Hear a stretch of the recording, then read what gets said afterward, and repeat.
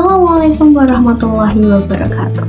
Halo semuanya, kami dari kelompok 8 yang beranggotakan Ana Febriani dengan NIM akhir 014, Abdul Aziz Syahroni Yahya dengan NIM akhir 015, Afifah Hairunisa dengan NIM akhir 016, dan Afia Sofiana Damayanti dengan NIM akhir 017. Pada kesempatan kali ini, kami akan membahas materi mengenai bentuk instrumen dan not suara. Pertama, kita akan membahas mengenai definisi instrumen. Apa sih instrumen? Nah, menurut KBBI, instrumen adalah sarana yang digunakan dalam penelitian, berupa seperangkat tes atau alat lainnya yang berfungsi untuk mengumpulkan data sebagai bahan pengolahan. Instrumen ini bisa berupa tes, kuesioner, wawancara, atau alat observasi yang semuanya berperan penting dalam mengumpulkan informasi yang dibutuhkan dalam penelitian. Ari Kunto menambahkan bahwa instrumen adalah alat bantu yang dipilih secara khusus oleh peneliti untuk mempermudah pengumpulan data agar prosesnya lebih sistematis dan efisien. Hal ini sangat penting untuk memastikan bahwa data yang dikumpulkan valid dan dapat dipertanggungjawabkan. Kuis juga menyatakan bahwa instrumen adalah pedoman tertulis yang digunakan untuk memandu wawancara, pengamatan, atau daftar pertanyaan. Instrumen ini dipersiapkan dengan baik untuk mendapatkan informasi yang akurat dari subjek peneliti. Dari beberapa definisi tersebut, dapat disimpulkan bahwa instrumen adalah alat atau sarana yang digunakan dalam penelitian atau evaluasi untuk mempermudah pengumpulan data. Instrumen berfungsi untuk membuat proses pengumpulan data lebih efektif, efisien, dan sistematis, sehingga hasil penelitian bisa lebih baik dan akurat. Sekian penjelasan mengenai pengertian dari instrumen. Selanjutnya akan diteruskan oleh rekan-rekan saya. Jadi saya akan menjelaskan jenis-jenis instrumen pembelajaran yang dapat dibedakan menjadi dua, yaitu instrumen tes dan non-tes. Yang pertama yaitu bentuk-bentuk instrumen tes. Instrumen tes adalah alat yang digunakan untuk mengukur berbagai aspek seperti kemampuan, pengetahuan, keterampilan, atau sikap individu.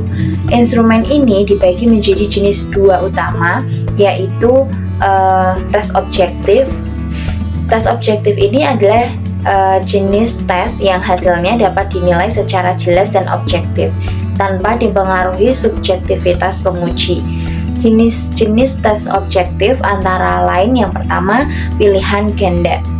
Bentuk soal ini tuh terdiri dari satu pertanyaan dengan beberapa opsi jawaban, tetapi hanya satu yang benar. Tes pilihan ganda dinilai cepat dan objektif, cocok untuk ujian berskala besar. Namun penyusunan soal yang berkualitas membutuhkan waktu, terutama dalam menyusun pengecoh atau jawaban yang salah yang seimbang. Yang selanjutnya, yang kedua yaitu pilihan benar dan salah. Soal ini tuh hanya memiliki dua pilihan jawaban, yaitu benar atau salah. Soal ini mengukur kemampuan peserta dalam membedakan fakta dari opini. Pertanyaan harus homogen dalam hal isi agar fungsi soal tetap terjaga. Yang ketiga yaitu menjodohkan. Tes ini tuh berisi dua kolom. Satu kolom berisi pertanyaan dan kolom lainnya berisi jawaban. Peserta diminta mencocokkan pertanyaan dengan jawaban. Bentuk ini tuh mengukur kemampuan menghubungkan informasi yang terkait. Terus yang keempat ada isian singkat. Peserta diminta mengisi jawaban singkat pada bagian kosong dalam soal. Jawaban itu biasanya berupa kata, angka, atau frasa yang mengharuskan pemahaman langsung dari peserta. Nah, yang kedua yaitu tes non-objektif. Tes atau tes uraian. Nah, tes non-objektif ini adalah jenis tes di mana peserta harus menjawab dengan uraian menggunakan kata-kata sendiri. Jawaban dapat bervariasi dan sering dipengaruhi oleh subjektivitas penguji. Tes ini cocok untuk mata pelajaran sosial atau analisis mendalam. Contoh dari bentuk tesnya itu adalah yang pertama, uraian terbatas. Peserta diminta menjawab pertanyaan dengan uraian singkat sesuai dengan batasan yang ditentukan, baik dalam hal panjang jawaban atau jumlah poin. Jenis ini tuh mengukur kemampuan berpikir kritis dan analitis dalam ruang lingkup yang terbatas. Kemudian yang kedua ada uraian bebas. Uraian bebas ini memberi kebebasan kepada peserta untuk menjawab lebih luas tanpa batasan tertentu. Ini mengukur kemampuan analisis mendalam dan pemahaman komprehensif tentang topik yang lebih besar. Yang selanjutnya ada bentuk-bentuk instrumen non-tes. Instrumen non-tes ini digunakan untuk mengukur aspek-aspek selain prestasi akademik seperti sikap, minat, atau keterampilan. Jenis-jenis instrumen non-tes ini antara lain yang pertama tes skala sikap. Tes ini tuh mengukur sikap peserta didik terhadap berbagai hal. Penilaian dilakukan baik secara formal maupun informal, di dalam maupun di luar kegiatan belajar mengajar. Terus yang kedua ada tes minat belajar.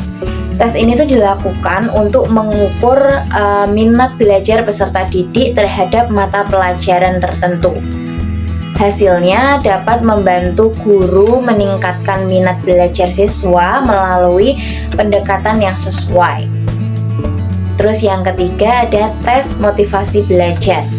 Tes ini tuh bertujuan untuk mendorong peserta didik lebih termotivasi dalam belajar, sehingga prestasi akademik mereka itu dapat meningkat.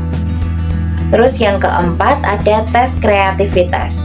Tes ini tuh digunakan untuk mengukur kreativitas peserta didik baik dalam pemecahan masalah, menyelesaikan tugas, maupun dalam tingkah laku di kelas.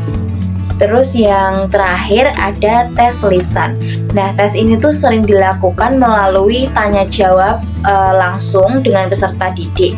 Tes ini tuh mengukur proses berpikir, penguasaan bahasa, dan materi pembelajaran. Sekian penjelasan dari saya. Terima kasih. Nah, jadi di sini saya akan menjelaskan tentang kriteria penskoran. Nah, kriteria penskoran atau yang disebut rubrik penilaian itu patokan untuk menilai kinerja siswa dengan tolak ukur yang telah ditentukan.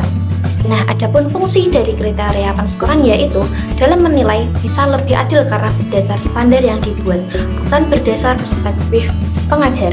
Kemudian memudahkan siswa memahami aspek apa saja yang akan dinilai, membuat penilaian lebih cepat dan terorganisir, serta membantu pengajar memberi umpan balik yang lebih spesifik dan terarah kepada siswa. Kemudian yang selanjutnya yaitu jenis-jenis rubrik. Yang pertama yaitu rubrik holistik. Nah, rubrik holistik yaitu mengevaluasi tugas dan kinerja secara keseluruhan tanpa membaginya ke dalam aspek atau kategori tertentu. Nah, kelebihan jenis ini yaitu efisien dan penerapannya yang mudah, namun hal tersebut juga menjadi celah bahwa jenis ini tidak ada umpan balik yang spesifik. Nah, yang kedua adalah rubrik analitik. Jenis ini mengkategorikan berbagai aspek sesuai dengan pengkategoriannya. Nah, kelebihan rubrik ini yaitu memiliki informasi yang lebih rinci dan spesifik sehingga dapat memberikan umpan balik yang lengkap. Namun, jenis ini juga menghabiskan waktu lebih banyak karena pengajar perlu mengevaluasi setiap aspek secara individual. Kemudian, komponen rubrik. Nah, langsung saja, rubrik memiliki beberapa komponen penting untuk dicantumkan pada kriteria penilaian. Yang pertama, dimensi atau kategori penilaian. Kedua, deskripsi tingkat kinerja. Ketiga, tingkat skor. Materi selanjutnya yaitu tantangan apa saja. Tantangan dalam membuat instrumen dan pengaplikasian penskoran. Nah, yang pertama yaitu memastikan bahwa instrumen yang digunakan itu sah dan mampu mengukur hal-hal yang ingin diukur. Yang kedua, penilaian secara objektif menghadirkan kesulitan yang lain. Dan terakhir, adanya keterbatasan waktu. Pengajar mungkin tidak memiliki cukup waktu untuk memberikan kritik yang membangun kepada siswa jika prosedur penilaian membutuhkan analisis yang mendalam. Sekian dari saya, terima kasih. Baik, yang selanjutnya kita akan membahas tentang teknik penskoran. Jadi teknik penskoran itu adalah metode yang digunakan untuk memberikan nilai atau skor pada peserta didik. Kemudian teknik penskoran ini juga sangat penting karena untuk memberikan hasil evaluasi yang adil dan akurat. Dan teknik penskoran ini juga dapat berbeda tergantung dengan instrumen yang digunakan, yaitu tes objektif dan tes non-objektif atau tes uraian. Baik, yang pertama kita akan bahas tentang tes objektif.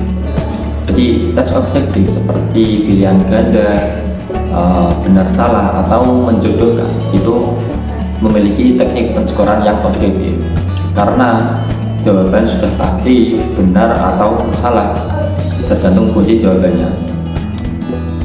Contohnya seperti dalam tes pilihan ganda, seorang peserta didik itu akan diberikan nilai berdasarkan jumlah jawaban yang benar. Jadi jawaban yang benar itu akan mendapatkan poin penuh, sementara jawaban yang salah tidak akan mendapatkan poin sama sekali. Dan keuntungan dari tes objektif ini yaitu proses penilaiannya itu sangat tepat, mudah, dan objektif karena tidak dipengaruhi oleh interpretasi seorang penguji. Baik, selanjutnya kita akan bahas mengenai tes non-objektif atau uraian. Jadi pada tes non-objektif seperti uraian itu memiliki penilaian yang lebih kompleks dan biasanya melibatkan rubrik penskoran untuk menilai jawaban peserta didik. Nah, rubrik ini memecah jawaban peserta didik ke beberapa aspek seperti pemahaman, argumen, dan penggunaan bahasa. Kemudian dalam teknik penskoran ini, rubrik itu digunakan untuk mengurangi subjektivitas penguji agar hasilnya nanti lebih konsisten. Dan tes non-objektif memerlukan skala penskoran yang ditetapkan dengan kriteria tertentu seperti logika, kejelasan, dan relevansi antara jawaban dan pertanyaan. Kemudian untuk tantangan dalam tes ini adalah subjektivitas yang lebih besar dibandingkan tes objektif. Maka dari itu, penggunaan rubrik yang jelas sangat penting untuk menjaga konsistensi dalam penilaian.